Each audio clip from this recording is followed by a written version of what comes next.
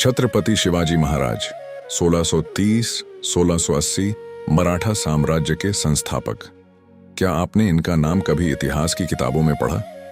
हाँ, मैं बात कर रहा हूं छत्रपति शिवाजी महाराज की, उस महान योद्धा और राजा की जिसने मुगल साम्राज्य की नींव हिला दी, बीजापुर सल्तनत को झुकाया और हिंदवी स्वराज्य की स्थापना की। स्कूल की पाठ्य पुस्तकों में आपको मुगल सम्राटों की जय जयकार मिलेगी, लेकिन इस वीर मराठा राजा की पूरी कहानी को क्यों दबाया गया? क्योंकि मुख्य धारा का इतिहास मुगल केंद्रित या ब्रिटिश औपनिवेशिक नजरिए से लिखा गया, जहां शिवाजी को मात्र एक बागी सरदार या चीफटेन कहा गया, न कि एक साम्राज्य संस्थापक। सभासद बखर जैसे मराठा इतिहास ग्रंथों में उन्हें शककर्ता और हिंदू धर्मोद्धारक कहा गया, लेकिन ब्रिटिश इतिहासकारों जैसे जेम्स ग्रांट डफ ने उन्हें लुटेरा चित्रित किया और स्वतंत्र भारत के कुछ पाठ्यक्रमों में मुगलों को सम्राट कहकर शिवाजी को छोटा दिखाया गया। आज मैं आपको उनकी पूरी कहानी सुनाता हूं, अध्याय दर अध्याय, अब और अधिक विस्तार से, रोचक घटनाओं, गहन ऐतिहासिक संदर्भों और दिलचस्प किस्सों से सजी हुई, ताकि कहानी और ज्यादा जीवंत हो। यह कथा गर्व से भरी है, तथ्यों पर आधारित है और गहन ऐतिहासिक संदर्भों से सजी है। हम समय, भूगोल, राजनीतिक परिदृश्य, गठबंधनों, सांस्कृतिक योगदानों से गुजरेंगे और अंत में एक चिंतनशील नैतिक संदेश के साथ समाप्त होगी। सुनिए ध्यान से, क्योंकि यह हमारे भूले हुए इतिहास की पुनः प्राप्ति है। परिचय और स्वराज्य का बीज। 17वीं शताब्दी का पूर्वार्ध, एक ऐसा दौर जब मुगल साम्राज्य अपनी चरम ऊंचाई पर था, लेकिन दक्कन में उसकी नींव में विद्रोह की गहरी दरारें पड़ रही थीं। शाहजहां का शासन 1628-1658 और उसके बाद औरंगजेब का उदय 1658-1707। यह वह युग था जब मुगल साम्राज्य की क्रूर नीतियां चरम पर थीं। औरंगजेब ने जजिया कर लगाया, हजारों हिंदू मंदिरों को ध्वस्त करवाया, जैसे काशी विश्वनाथ, मथुरा का कृष्ण जन्मभूमि और सोमनाथ, और जबरन धर्मांतरण की नीति अपनाई। हिंदू राजा या तो मुगलों के अधीन होकर अपनी स्वतंत्रता खो देते थे या विद्रोह में अपनी जान गंवा देते थे। राजनीतिक परिदृश्य में दिल्ली का सिंहासन पूरे हिंदुस्तान पर हावी था, लेकिन दक्षिण में बीजापुर सल्तनत, आदिल शाही, अहमदनगर सल्तनत, निजाम शाही और गोलकुंडा सल्तनत, कुतुब शाही मुगलों से जूझ रहे थे। मराठा सरदार इन सल्तनतों के लिए लड़ते थे, लेकिन हिंदू समाज पर अत्याचार बढ़ते जा रहे थे। शिवाजी का भूगोल इस कहानी का केंद्र है। सह्याद्री पर्वत, पश्चिमी घाट की दुर्गम पहाड़ियां, कोंकण तट से लेकर दक्कन पठार तक फैला क्षेत्र, जिसमें आज का महाराष्ट्र, पुणे, सतारा, कोल्हापुर, रायगढ़, गुजरात का कुछ हिस्सा और कर्नाटक शामिल हैं। यह भूमि घने जंगलों, ऊंचे दुर्गों जैसे शिवनेरी, तोरणा, राजगढ़, नदियों गोदावरी, कृष्णा, भीमा और समुद्री तट से समृद्ध थी।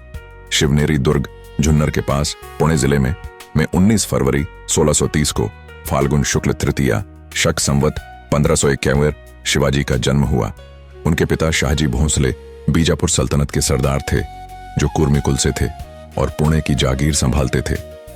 माता जीजाबाई जाधवराव कुल की धार्मिक महिला थीं, जो रामायण महाभारत की कहानियों से शिवाजी को प्रेरित करतीं।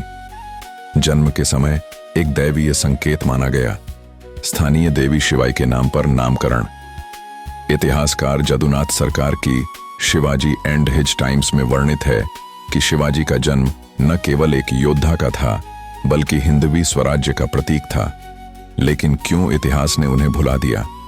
क्योंकि ब्रिटिश इतिहासकारों ने उन्हें माउंटेन रेड कहा और मुख्य धारा में मुगल सम्राटों को महिमा मंडित किया गया। एक दिलचस्प किस्सा। जन्म के बाद ज्योतिषी ने तलवार और कलम उनके सामने रखी। शिवाजी ने दोनों उठाई, जो उनके योद्धा और प्रशासक बनने का संकेत था। जन्म और प्रारंभिक जीवन, संघर्ष की नींव। शिवाजी का बचपन संघर्षों से भरा था, जो उनकी वीरता की मजबूत नींव रखता है। 1636 में पिता शाहजी बीजापुर सेवा में बेंगलोर चले गए और शिवाजी जीजाबाई के साथ पुणे आए। यहाँ दादोजी कोंडदेव ने प्रशिक्षण दिया, घुड़सवारी, तीरंदाजी, शस्त्र विद्या। सभासद बखर में वर्णित है कि शिवाजी मावल क्षेत्र के युवकों, पश्चिम घाट के 150 किलोमीटर लंबे क्षेत्र के कुशल सैनिक को संगठित करते और 12 वर्ष की उम्र में मावलियों से स्वराज्य की शपथ ली।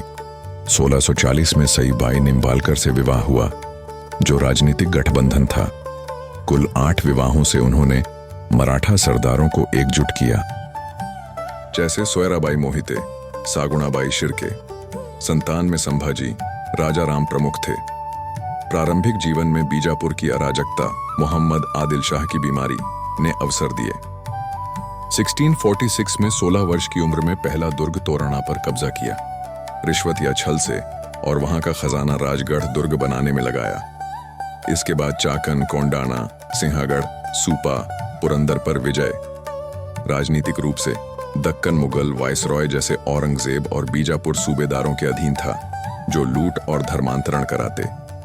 शिवाजी ने इन अत्याचारों को देखा और विद्रोह का संकल्प लिया। एक दिलचस्प घटना, 1640 में वे जंगल में भटक गए। एक बाघ ने हमला किया, लेकिन शिवाजी ने निहत्थे उसे मार गिराया। यह किंवदंती उनकी शारीरिक शक्ति को दर्शाती है। इतिहासकार PS पिसुरलेनकर की पुर्तगाली मराठा संबंधों पर किताब में लिखा है कि शिवाजी बचपन से ही पुर्तगाली जहाजों से हथियार खरीदते थे, जो उनकी दूरदर्शिता दिखाती है। मुख्य धारा में उनके हिंदू पुनरुत्थान की भूमिका को कम आंका गया, जबकि सभासद बकर उन्हें हिंदू धर्मोद्धारक कहता है। विद्रोह की शुरुआत और प्रारंभिक संघर्ष। 1646 से शिवाजी ने गणिमी काव्वा, गुरिल्ला युद्ध अपनाया। जंगलों से हमला, तेज घुड़सवार सेना। 1656 में जावली पर विजय, चंद्रराव मौर्य को हराया। 1657 में बीजापुर से शाहजी को कैद किया गया, लेकिन शिवाजी की धमकी से रिहा। 1659 में अफजल खान, बीजापुर के 1,20,000 सैनिकों का सेनापति का वध। प्रतापगढ़ के पास छल से, जहां शिवाजी ने बागनक से हमला किया। इस युद्ध में 3,000 बीजापुरी मारे गए। सभासद बकर में वर्णित, शिवाजी ने अफजल को गले लगाया, लेकिन बागनक से पेट चीर दिया। इसके बाद पन्हाला, पावनखिंड की लड़ाई, जहां बाजी प्रभु देशपांडे ने 300 सैनिकों से दुश्मन रोका और पावनखिंड नाम पड़ा। 1660 में रुस्तम जान को हराया। कोंकण अभियान में 9 दुर्ग जीते। सेना में सभी जातियां शामिल, मराठा, कुनबी, मुस्लिम जैसे इब्राहिम खान। झंडा भगवा था, हनुमान और भवानी देवी के प्रतीक के साथ। पहला संग्राम तोरणा पर, जहां कहावत बनी, गढ़ आलापण सिंह गेला। दुर्ग जीता, लेकिन सिंह खोया। रोचक किस्सा, विद्रोह की पहली रात शिवाजी ने सपने में भवानी देवी को देखा, जो उन्हें आशीर्वाद देती। यह उनकी आस्था को मजबूत करता है। मुख्य धारा में उनकी नौसेना को भुलाया गया, जबकि 1657 से उन्होंने 20 गलबत जहाज खरीदे। प्रमुख युद्ध और विजय। शिवाजी ने जीवन भर सैकड़ों युद्ध लड़े, सभी जीते। रणनीति, गणिमी काव्वा, 60 कोस प्रतिदिन की गति, दुर्गों से हमला। सेना बढ़ी, 30,000 पैदल, 10,000 घुड़सवार, 400 जहाज। 1659 प्रतापगढ़, अफजल खान वध, 3,000 दुश्मन मारे। 1660 पावनखिंड, बाजी प्रभु का बलिदान। 1663 शाइस्ता खान पर छापा, पूना के लाल महल में खान की उंगलियां कटी। 1664 और 1670 सूरत लूट, 8.32 करोड़ की संपत्ति, मुगल अर्थव्यवस्था हिली। 1665 पुरंदर संधि, जय सिंह से 23 दुर्ग लौट आए, लेकिन 1666 में आगरा से पलायन। 1670 सिंहगढ़, तानाजी मालुसरे का बलिदान, गढ़ आलापट सिंह गेला। 1677 कर्नाटक अभियान, जिंजी, वेल्लोर जीते, 100 दुर्ग। 1677 थंजावुर, सौतेले भाई व्यंकोजी को हराया। औरंगजेब के दक्षिण अभियान में 1665 पुरंदर संधि, लेकिन विश्वासघात पर फिर विद्रोह। अन्य उंभराणी, नेसारी। कवि भूषण ने लिखा, शिवा बावनी में उनकी प्रशंसा। मुख्य धारा में उनके मुगल पतन में योगदान को कम आंका गया। गठबंधन और सहयोगी। शिवाजी महाराज के गठबंधन न केवल सैन्य थे, बल्कि वैचारिक और रणनीतिक भी, जो उनके दूरदर्शी नेतृत्व को दर्शाते हैं। शुरुआत में 1656 में जावली विजय के बाद मराठा सरदारों जैसे नेत्रजी पालकर, मोरोपंत पिंगले और प्रतापराव गुजर को अपने साथ जोड़ा। ये सभी उनके अष्टप्रधान मंडल के सदस्य बने। 1662 में बीजापुर सल्तनत से संधि हुई, जिसमें उनके पिता शाहजी भोंसले ने मध्यस्थता की। इस संधि से शिवाजी को पुणे और सुंदरगढ़ की जागीर मिली, लेकिन यह अस्थायी थी। क्योंकि बीजापुर के अत्याचार जारी रहे।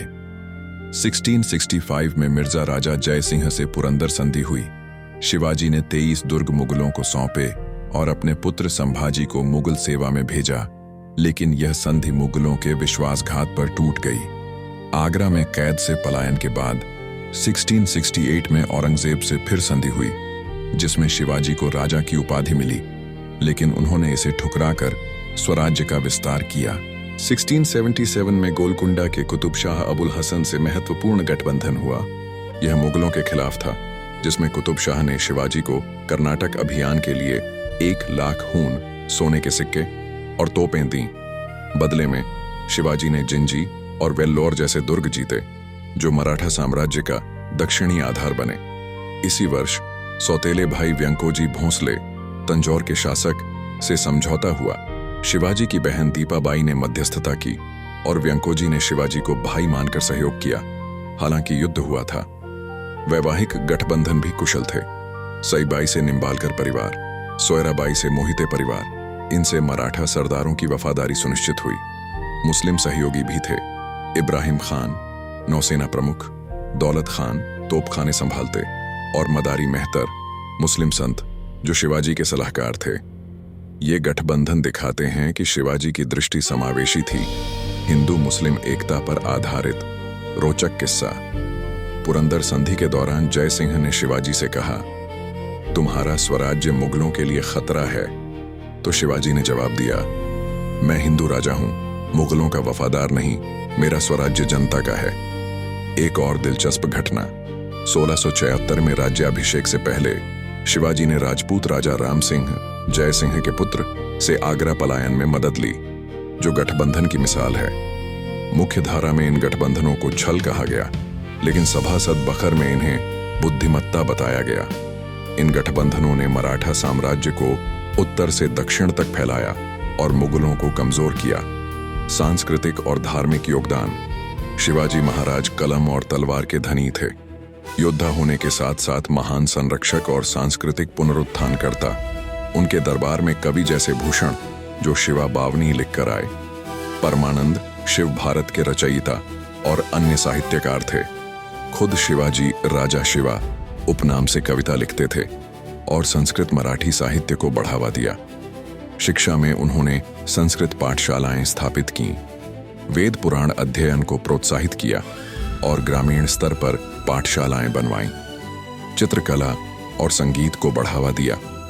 सह्याद्री की प्राकृतिक सुंदरता से प्रेरित मराठा शैली की पेंटिंग और दरबारी संगीत, जहां हिंदू इस्लामी धुनें मिश्रित होती। धार्मिक योगदान अद्वितीय थे। हिंदू पुनरुत्थान के लिए मंदिरों का पुनर्निर्माण किया, जैसे रायगढ़ में जगदीश्वर मंदिर, प्रतापगढ़ में भवानी मंदिर। गौरक्षा को राज्य नीति बनाया और जजिया जैसे करों का विरोध किया, लेकिन उनकी दृष्टि समावेशी थी। अंतरधार्मिक सम्मेलन आयोजित किए, जहां हिंदू, मुस्लिम, जैन, सिख एक साथ बैठते। मुसलमानों को सम्मान दिया। उनके सेना में 20% मुस्लिम थे और मदारी मेहतर जैसे संतों को गुरु माना। दुर्ग वास्तुकला में योगदान, राजगढ़, सिंधु दुर्ग, समुद्री दुर्ग और प्रतापगढ़ जैसे किले बनवाए, जो मराठा इंजीनियरिंग की मिसाल हैं। सिंधु दुर्ग में 42 एकड़ क्षेत्र, 22 बुर्ज और गुप्त द्वार। अर्थव्यवस्था में चौथ, एक चारकर और सरदेशमुखी 10% अतिरिक्त प्रणाली शुरू की, जो किसानों को राहत देती। त्योहार धूमधाम से मनाए जाते। दशहरा पर सेना परेड, दीपावली पर दान। कुरान और गीता दोनों का आदर किया जाता और राज्य में कोई धार्मिक भेदभाव नहीं। उनका राज्य महाराष्ट्र का स्वर्ण युग था, जहां संस्कृति और धर्म की रक्षा हुई।